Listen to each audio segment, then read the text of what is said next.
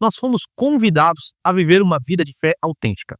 Uma vida que se expõe, sem hipocrisia, diante de Deus, sem colocar uma capa religiosa de performance perfeita, porque nenhum de nós é perfeito. Todos lutamos e militamos contra o mundo, contra o diabo e contra a nossa carne. E nessa luta, nós devemos ter a sinceridade e a humildade de admitir que precisamos de ajuda.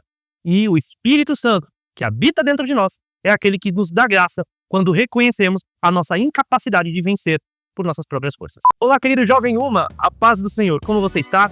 Eu sou o Osni, sirvo a Deus na sede do setor 53, Itaim Paulista, e é um prazer muito grande estar aqui servindo vocês nesta reflexão que tem por tema autenticidade, um antídoto contra as paixões deste mundo. Revista dos jovens da Escola Bíblica Dominical, estamos estudando a carta de Tiago, e nessa lição, a perícope analisada está no capítulo 4, dos versículos 1 até o versículo 7.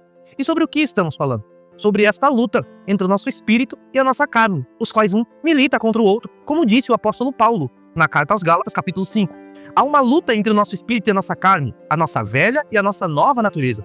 Nós nascemos de novo, mas ainda assim lutamos contra a nossa velha natureza, aquela que nós despojamos quando nascemos de novo. Ela continua ali, lutando, tentando voltar a tomar o controle.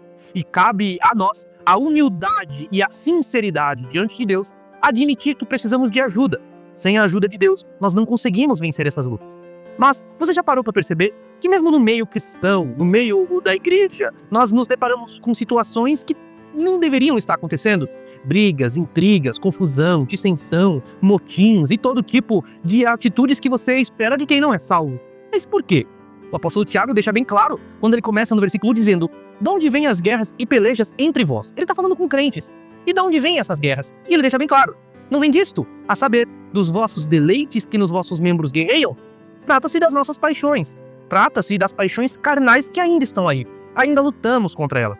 Parte, portanto, de nós a atitude, a ação de admitir diante de Deus que precisamos de ajuda e de socorro.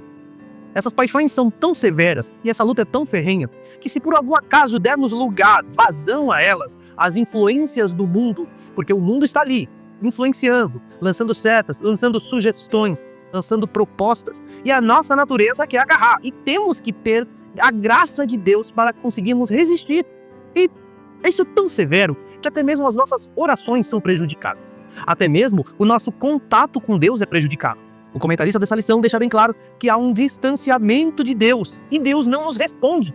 E é por isso que ele fala: pedis e não recebeis, porque pedis mal para o gastardes em vossos deleites.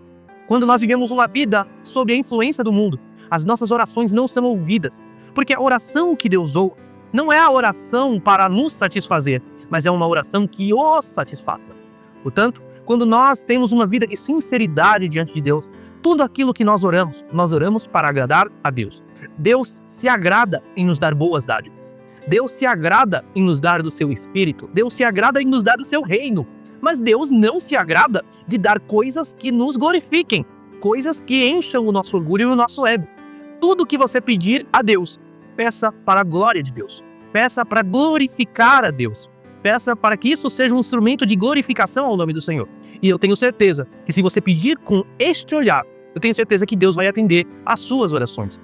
E quais são essas consequências de eu seguir uma vida pautada nos valores do mundo? Simples: distanciamento de Deus. Nós nos tornamos invejosos, orgulhosos, soberbos, arrogantes, briguentos. Nós nos tornamos pessoas menos parecidas com Jesus, porque Jesus era manso e humilde de coração.